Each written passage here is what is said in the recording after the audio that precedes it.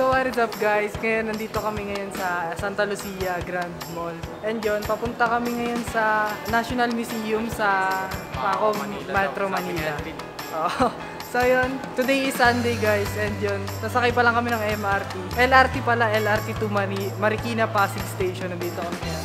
Dapat pa rin nakagano ka. Dapat nakaganto ka lang pag naiya ka. Parang yung ano pre, yung sa Aaron. Siyempre di tayo may vlogger tayo. A vlog for memories, not for views.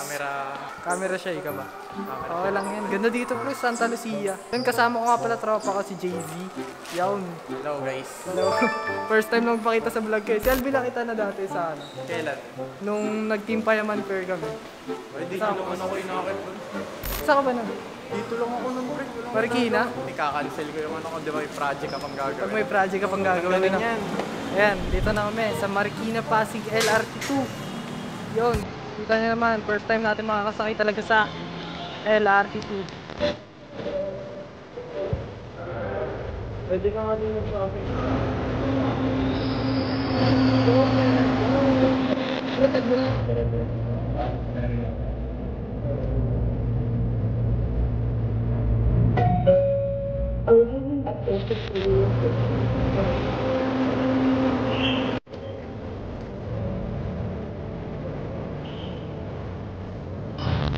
So and guys, nandito na kami sa National Museum. Kwento ko lang sa inyo guys, kanina sa MRT pinagbawalan kami labas yung camera. Saan? Bawal po yan. Ay, bawal pala dito. Kaya yun, ang ginamit na lang namin cellphone eh. Ganda dito pre, first time in the history of my life. So yun, kikitain na namin si Alvin. Pwede? Tatawid na tayo ba? Siyempre, naka-yellow. Ito na oh, Alvin. Ano yung damit? Polo ko yun. Ano boy? Kumusta? Long time no see. Wait lang pre, mag-change outfit lang ako. Pre, galing pre, nagtanong-tanong kami pre. Lakad pa kami simula. Hindi ko alam kung paano papunta dito. Baba kami MRT sa Recto. Nagtanong-tanong lang kami kung saan niya papuntang dito, National Museum. Tara na! 6 na kaya tayo pumasok. Pagpasok mo sarado na ano. Bawal pala guys pasok dito yung cam. So cellphone na lang ulit gagamitin namin kasi very strict dito sa lugar natin.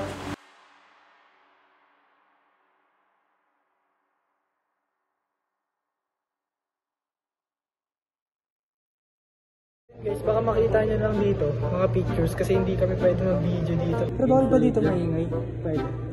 Currently nasa ground floor pa rin. So, nandito kami sa Larawan Litrato sa first floor. Yan. Nakalagay dito si Photo, layer, and picture president. In memory of Dr. Luciano. Shoutout to...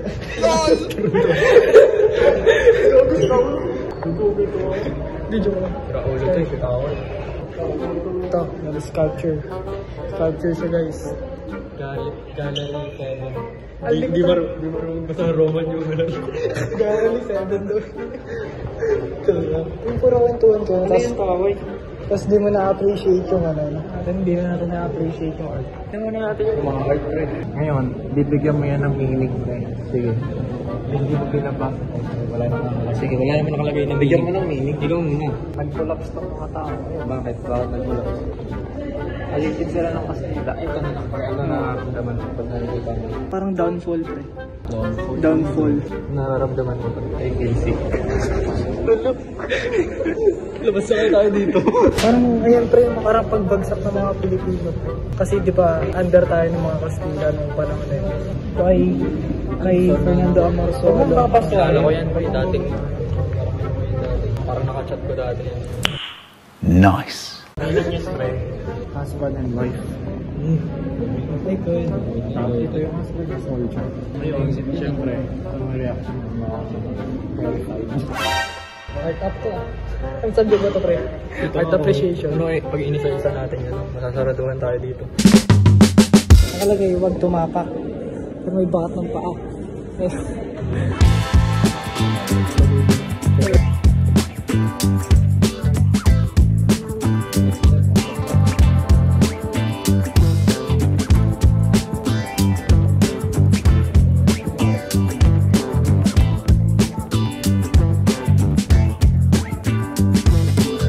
Sino nagpinta niyan, pre?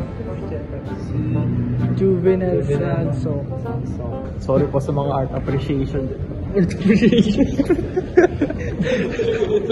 Umuwi ka Nasa ano to pre? Nasa Reno. Kaya po. Sorry po sa mga art appreciation. Basta pre, di ba pag itim yung ano? May hawak na kami sa Reno. Ipupunas mo yung Totoo ba yun? Di ba sabi nila pag ano daw? Totoo pa daw yung wish mo. Parang gano'n. Wala ko naniniwala sa ganun. Ako pre, atis ako. Atis. Prutas. Ano ba yung prutas? Atis ako eh. Lilipag kayo ang butik. Talaga sa art appreciation. Sorry po sa mga art appreciation. Sorry po sa mga art appreciation. Appreciate ka ng tao. Pagdating ng panahon. Sabawa ka ng maganda. Pag wala ka lang yung ginagawa mo ganda. Mother in child. Galing talaga yung mga sculpture na. Hirap kaya nun pre. Hirap kaya magputrip. So yun guys, nandito kami sa third floor na. Ganda ng mga ano dito eh, ng mga paintings. Sobrang laki niya. Tapos oil canvas yung mga gamit nila. Hindi kasi ako more on history, pero maganda siya para sa akin. Lalo na mga ninuno natin yung mga nag-invento nito. As of now pre, ilan na yung nakikita mo maganda sa paningin? Lahat naman maganda. Anong klase ng maganda? Mga babae. What? Sorry po sa mga art appreciation. Art appreciation. Kaya pag sabi ko na eh, mga ganyan talaga outfit eh. Alam mo na yung pinunta. Alam naman tayo kanya-kanyang perspective sa mga ginawa nila yan. Kasi nasa isip nila yung gusto. Di ba sabi nila art is everything, art is everywhere. Hindi tayo mabubuhay kung walang art. Ngayon, parang kung nakapag-sketch nila yan. Kung nararamdaman nila yung gagawin nila yan. Yung art wala yung limitation kahit anong gawin nila. Kahit punitin mo yan, art pa rin yun. So guys, dito kami fourth floor. Ito ako nakikita nitong painting na to. Si Andres Bonifacio, di ba? Kasi ito yung pagtatatag ng KKK eh. Yan. Si Emilio Aguinaldo yan. Yan yung Constitution of the Philippines. Siya di ba ang first president of the Philippines? Ito, si Juan Luna. Ay si General Antonio Luna. Yung tinarider siya ng mga Pilipino. Kasi sabi nila mayabang doon si Antonio Luna. Pero siya kasi yung parang, alam mo yung pagiging ano niya, patriotic niya sa isang bansa. Hindi kwento na to. Yung pagiging ano niya eh, makabansa. Gusto niya kasi maging madisiplina yung mga Pilipino. Kung sinakop tayo, kasi marami tayo natutunan sa kanila. Sa tingin mo parang yung mga bagong na nandito ngayon, parang pag hindi tayo sinakop, parang wala siya ngayon, di ba? Like, harap naman na natin sa kanila mga ginagawa. Siguro pag di tayo sinakop, hindi tayo Catholic. Siguro usually sa mga Pilipino, Muslim tayo, mga Islam tayo, di ba? Oo, mga Islam. Yung Pilipinas sa buong Southeast Asia, yung mga bansa doon, ang ano nila, religion nila, Muslim, mga ganun. Tayo lang yung Catholic pa. Espanyol, di ba? Doon yung nagsimula, yung pagiging Catholic. 300 years tayo sinawak ng Castilla. Hindi sana walang globalization na nangyari. Kaya siguro tayo sinawak. Di ba yung mga, ano, parang yung mga European country, yung mga Portugal, Spain, France, Netherlands, Italy, sinawak nila yung mga bansa sa buong mundo. Like, parang hindi nila sinawak. Like, nag-explore sila ng mga bagong bagay sa mundo. Like, yun nga, nagawa nila yung mga pasamundo. Ito ganyan. Tatawa ko sa orange na.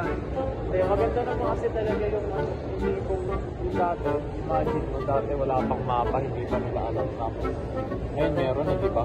Google Maps na nga explore lang. Ngayon, may Google Maps. na madaling may mapa na. Dati, parang bago ka makapunta sa isang bansa, ilang araw ka bago ka makapunta. Ngayon, Dati nilalakad lang nila yun pre, no? Ngayon sakay ka lang ng MRT. Imagine mo, what if nabubuhay tayo 100 years sa future? Like, ano yung mga tao doon sa future? Ano kayang na-imagine nila sa ngayon, yung present? Like, na-imagine nila, dati pala wala nung nilipad na sasakyan, ngayon meron na. Pag namatay ka ako, kasi importante na dyan sa work. Like, taas na mag-remate ako. Pag namatay ka ako, may naalala ka ba sa akin? Hindi ko lang, walang purpose para sa akin yung mas magtatabi na yung nililibing nila ako. Pero depende rin yung sa tao. Pare kayo. Ikaw pare, gusto mo di ba? Gusto mo ililibing. Siguro pag soul na lang ako makikita ko naman yung ginagawa sa katawan. Siguro wala na ako. Dimension. Ito dito pre. Para kang alam mo pre yung sa Minecraft. Oo pre. Yung Foodland Mansion. Ito yung vibe dito. Proud Quezon yan. Okay. Yung katimunan dito. The piece of Miserna province of Tayabas. Ito yung tsura niya. Medallion siya na bandols.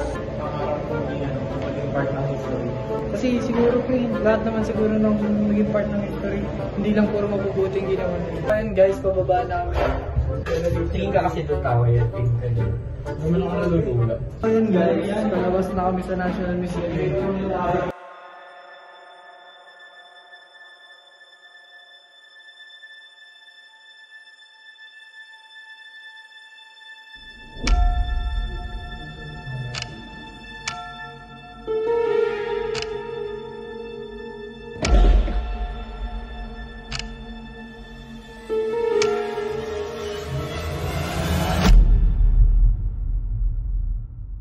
So ayun guys, andito na kami sa labas ng Intramuros. Kalalabas lang na rin namin galing National Museum.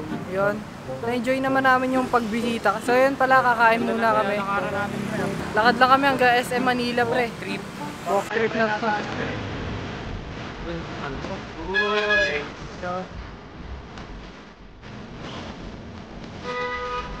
Okay. Para sa mga birthday, para sa mga Okay, tapos kung bumigyan sa my birthday, kaya po kayo.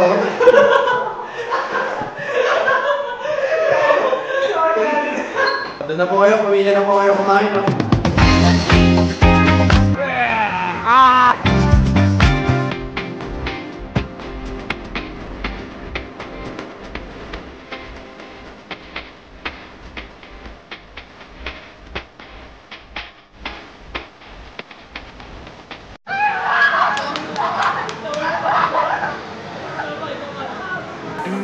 So yun guys, maraming salamat sa mga nanood. Sana nagustuhan nyo aming vlogs. Ngayon, pauwi na rin kami. Halos magna 9:30 na katatapos ng namin mag-quantum. So yun guys, abangan nyo nga pala yung Rizal namin. So yun, like, comment, share, and subscribe. Christian Nam yun. Paano tayo uwi? See you next time. Peace!